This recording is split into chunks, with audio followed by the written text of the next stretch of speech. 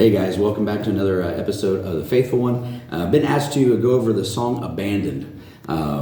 This is a fairly new song to me, but going through and looking at the lyrics, I printed them off because I wanted to read some of them to you as we go through there. Verse 1 says, something doesn't add up, or something isn't adding up.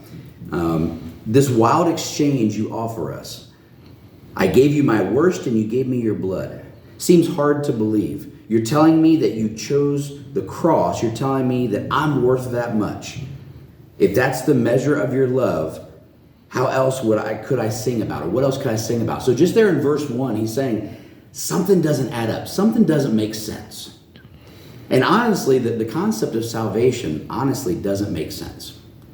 Why would a loving God, an all-powerful God, a perfect God, why would he come down, take on the form of flesh, imperfection, in sinful man's nature? Why would he come down and give his holy life for an unholy people?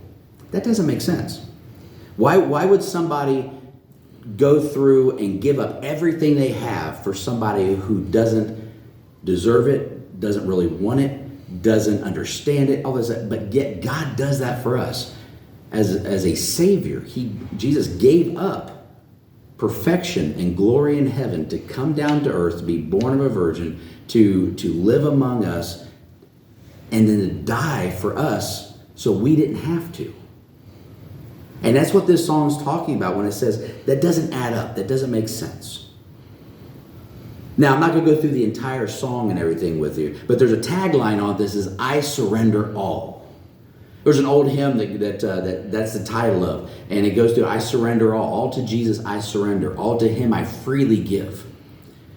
Abandon, when he says that I'm abandoned, he's not saying that he as a person is abandoned, that he has been left to nothing, that he's been left alone. Because the scriptures tells us that Jesus says, I will never leave you nor forsake you, and I will never leave you as orphans.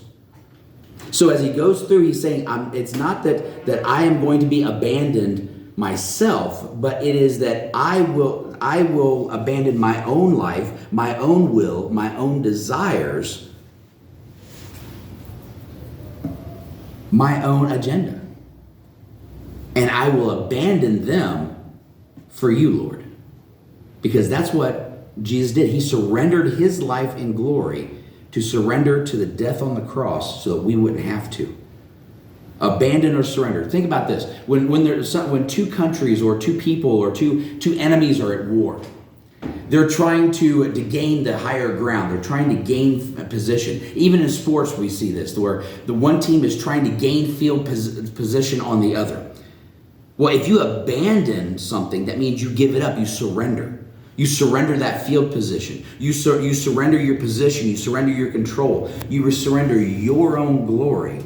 You surrender your victory and give it to somebody else.